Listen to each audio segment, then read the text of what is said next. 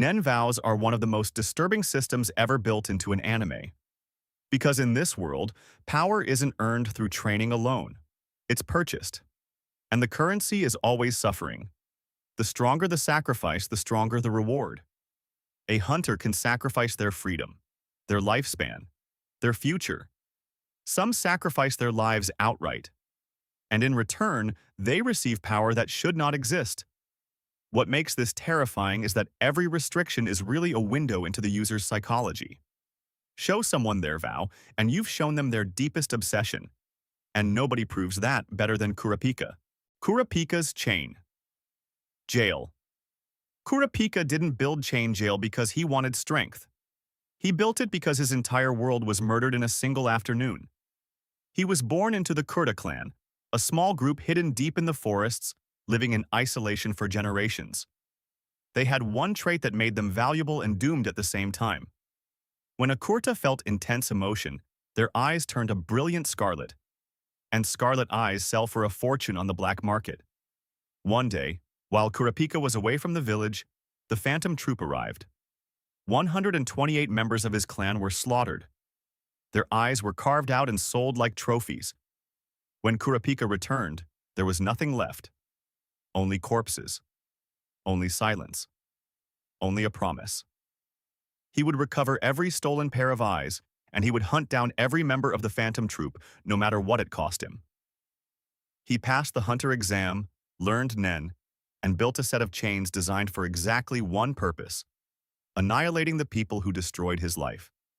At first glance, chain jail looks simple. Wrap the chain around a target, and their NEN shuts off completely. They're forced into a state called Zetsu, stripped of their power entirely. That alone sounds dangerous. But here's where things get terrifying. The real power isn't the chain. It's the condition Kurapika placed on himself. Chain jail can only be used against members of the phantom troop. Nobody else. Not once. Not ever. If he breaks that rule, even by accident, he dies immediately. No warning. No second chance. The moment that restriction was created, chain jail's power exploded. Because NEN doesn't just respond to skill, it responds to conviction.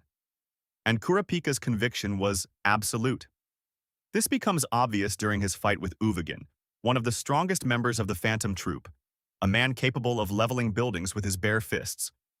Uvagin tries to break the chains through sheer strength. He fails. Because he isn't fighting Kurapika's muscles. He's fighting Kurapika's willingness to die. And that's a fight nobody wins. This is what makes chain jail a nightmare disguised as a weapon. Kurapika put a gun to his own head, and NEN rewarded him for it. But that wasn't even his most dangerous vow. Because then there's Emperor Time. Kurapika's Emperor Time. Most NEN users spend their entire lives mastering one single category out of 6. Enhancement, emission, manipulation, conjuration, specialization, transmutation. Kurapika ignores that rule completely. The moment his scarlet eyes activate, every single category operates at maximum efficiency simultaneously. That sounds broken. It is broken. But here's the part that should terrify you. Every second Emperor Time stays active. 1 hour of Kurapika's remaining lifespan disappears. Let that sink in. A single minute costs him 60 hours. An hour costs him months. Every victory is quite literally shortening his life. During the Succession War, Kurapika activates Emperor Time over and over again, protecting Prince Wobble, training allies, investigating threats, and every single activation burns away more of his future. And the most disturbing detail of all? He knows exactly what it's doing to him. He keeps using it anyway. Because to Kurapika, survival stopped mattering the day his clan died. This is where NEN Vows reveal something brutal about the human mind. Power doesn't have a ceiling. It has a price tag. And Kurapika keeps paying it without blinking. Gon's transformation. If Kurapika's vow is tragic, Gon's vow is suicidal. Throughout the Chimera Ant arc, Gon slowly comes apart at the seams. He believes his mentor Kite can still be saved. Then P2, one of the Chimera Ant King's elite guards, confirms the truth. Kite is gone, completely, beyond saving. The grief hits first, then the guilt, then something far more dangerous, rage with nowhere left to go.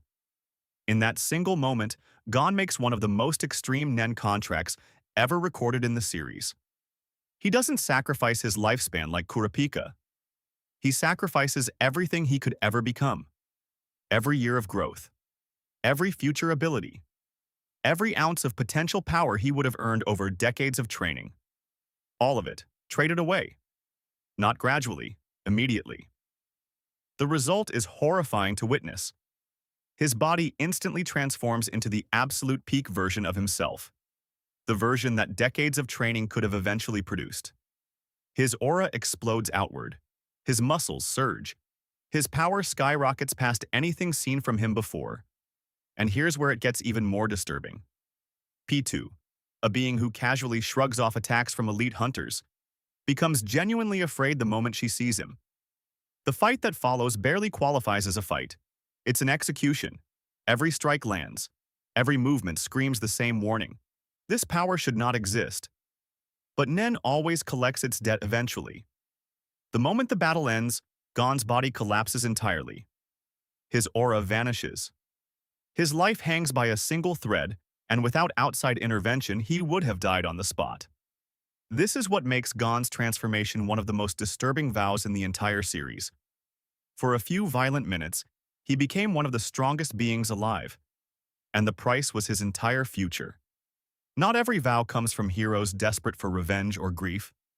Some come from people who simply want to take whatever they desire. And that's where Chrollo enters the picture. Chrollo's skill. Hunter. Chrollo Lucifer leads the Phantom Troop, one of the most feared criminal organizations in the world. His ability, Skill Hunter, sounds absurdly broken on the surface. He steals other people's NEN abilities, stores them inside a book, and uses them whenever he wants. That alone should make him unstoppable. Except it isn't that simple. Skill Hunter comes wrapped in a series of strict conditions. Chrollo must personally witness the ability being used. He has to ask the user direct questions about it and receive honest answers. He has to place his hand on the target. And the entire theft has to be completed within a narrow time limit. Miss even one condition, and the ability slips away entirely. These restrictions sound inconvenient. But here's the twist. They're exactly what makes Skill Hunter possible at all. Without them, stealing someone's NEN would be far too easy, and NEN simply refuses to reward effortless power. With them, NEN accepts the deal completely and grants Chrollo one of the most versatile abilities in the entire series. Then it gets worse. After temporarily losing access to NEN because of Kurapika's judgment chain, Chrollo eventually claws his way back and somehow pushes the ability even further. He learns to combine multiple stolen techniques together into devastating new combinations. This is exactly how he fights Hisoka. Not with raw talent, but with an arsenal built entirely from other people's stolen power. And that's where Skill Hunter becomes genuinely frightening. Chrollo isn't simply collecting abilities anymore. He's assembling them like puzzle pieces into a single overwhelming strategy. Picture an opponent walking into a fight expecting one specific danger, only to discover Chrollo has prepared 3 or 4 completely unrelated counters in advance, each one stolen from a different enemy entirely. That's not raw power.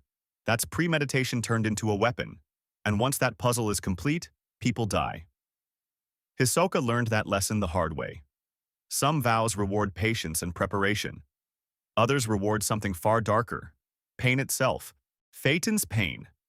Packer. Phaeton is already one of the most efficient killers in the Phantom Troop. Fast, ruthless, terrifyingly precise. But his real monster comes from a vow called Pain Packer. The mechanic sounds simple on paper. The more damage Phaeton takes, the stronger his counterattack becomes. That alone is dangerous. But here's where it spirals into something ridiculous. During the Chimera Ant arc, Phaeton fights Zazan, an exceptionally powerful squadron leader who pushes him harder than almost anyone expected. He gets injured, humiliated, furious, and that fury feeds directly into Painpacker. The moment it fully activates, a miniature sun manifests above the battlefield. Heat floods the area instantly, The ground begins melting. Even other members of the Phantom Troop start backing away from the heat. The resulting attack completely incinerates Zazan and nearly cooks everyone standing nearby. The reason this ability is so devastating is that it requires suffering as fuel. The worse Phaeton gets hurt, the worse his retaliation becomes, which makes every fight against him an enormous gamble. Hurting him might be the exact thing that destroys you. Some abilities hide their true danger behind something completely harmless looking. Knuckles' APR. Knuckle looks friendly, easygoing, almost goofy. Then you learn what APR actually does, and that image shatters instantly. APR places an invisible debt on the target. Every exchange increases that debt. Interest builds constantly, growing larger the longer the fight continues. At first, opponents don't realize how dangerous this really is. Then they discover the truth. Once that debt exceeds their total aura capacity, they're forced violently into Zetsu. Their NEN vanishes entirely. What makes this ability brilliant is its restriction. Knuckle has to stay close to his target, and he has to avoid taking serious damage himself, or the debt resets. That restriction is exactly what makes the ability balanced enough for NEN to allow it. And the result is one of the most effective support techniques in the entire series. Even Yuppie, one of the Chimera Ant King's 3 royal guards, struggles against it. A being that strong, brought to the edge by a technique that looks like a cartoon mascot. That alone tells you how dangerous a well-designed NEN vow can truly become. The Succession War introduces one of the strangest vows in the entire series. Camilla's Cat Who Lived a Million Times. Camilla's resurrection ability, the cat who lived a million times. On paper, the power sounds impossible. If Camilla is killed, a massive NEN beast manifests immediately. That beast drains the life force out of her killer and uses that stolen energy to bring her back from the dead. Death itself becomes a weapon turned against the person who caused it. But the condition attached to this vow is brutal. Camilla has to genuinely die. No tricks, no technicalities, no near misses. Actual, complete death. That severity is exactly why the reward becomes so overwhelming. NEN recognizes true sacrifice and rewards it without hesitation. The result is an ability that turns murder into the worst possible decision an enemy could ever make. And here's the part that makes it even more unsettling. Camilla isn't guaranteed to come back exactly as she was. The cycle of death and resurrection takes something from her each time, even if the exact cost remains unclear to everyone watching, including her own allies. Which means every single resurrection might be quietly chipping away at something that can't ever be fully restored. A power that looks like immortality on the surface might actually be a slow, repeating trade. Her life now, for a smaller piece of herself later. Not every vow is built on grief or hatred. Kite's Crazy Slots. Kite's ability, Crazy Slots, looks almost comedic at first glance. A clown-shaped NEN beast spins a set of reels, like a slot machine pulled straight out of a casino. Whatever combination lands determines which weapon Kite gets to use. That sounds like a gimmick, a joke ability. But here's where it gets disturbing. Kite deliberately gave up control over his own arsenal. He doesn't choose his weapon, the slots choose for him. And in exchange for surrendering that control, the weapons Crazy Slots produces are absurdly powerful. Heavy machine guns, explosive rounds, weapons capable of leveling small structures in seconds. This is the same pattern showing up again. NEN doesn't reward the user who stays in control. It rewards the user willing to gamble everything on luck and accept whatever consequence that gamble brings. And there's an even darker layer buried inside this ability. After Kite is killed and his cells are absorbed into the Chimera Ant Meruem, fragments of his personality eventually resurface inside a new body entirely. Some fans believe Crazy Slots was never just a weapon generator.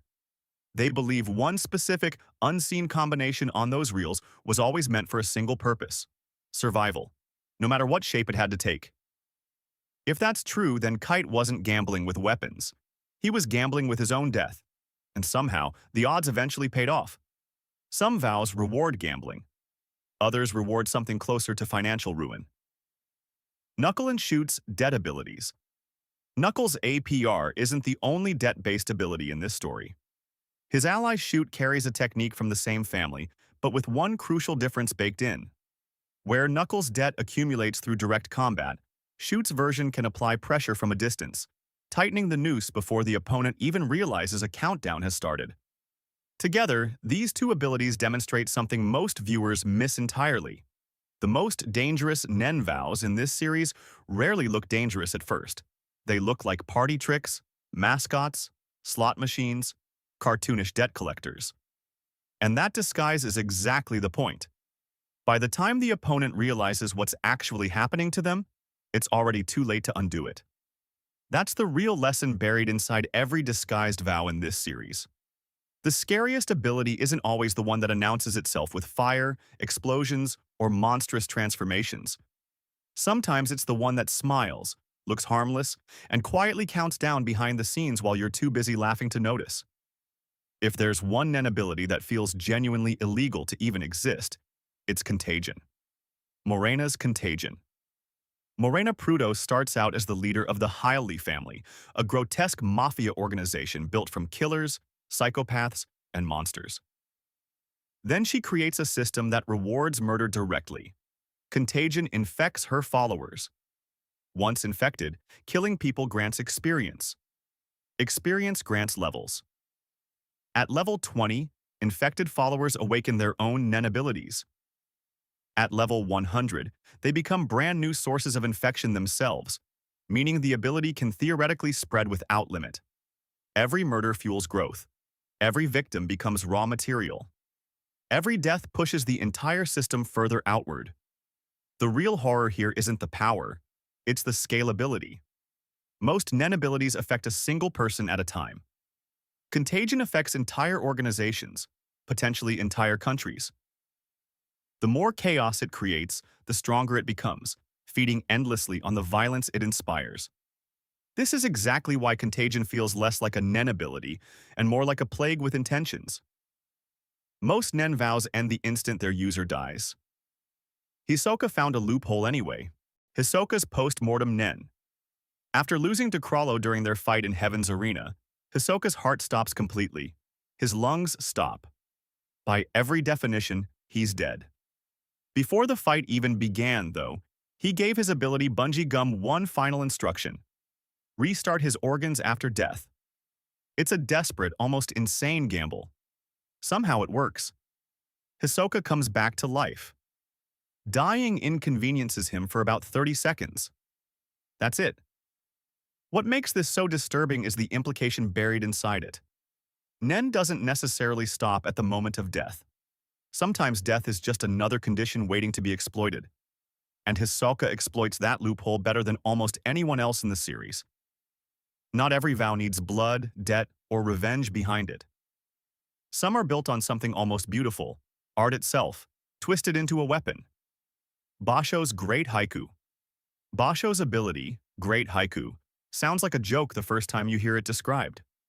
Whatever he writes in proper haiku form becomes real. 5 syllables, then 7, then 5 again, and reality bends to match the words on the page. That should be a harmless party trick. Instead, it's one of the strangest restrictions in the entire series. Because the rule isn't loose, it has to be a real haiku, structured correctly, or the ability simply refuses to activate. Basho effectively traded raw power for absolute creative precision, and NEN accepted the trade without hesitation. This is the detail people overlook when they imagine what a NEN vow actually requires. It doesn't have to be physical. It doesn't have to involve pain or death or sacrifice in the traditional sense.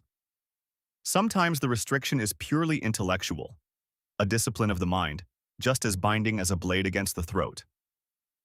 And that's exactly what makes Hunter x Hunter's power system so much smarter than it first appears.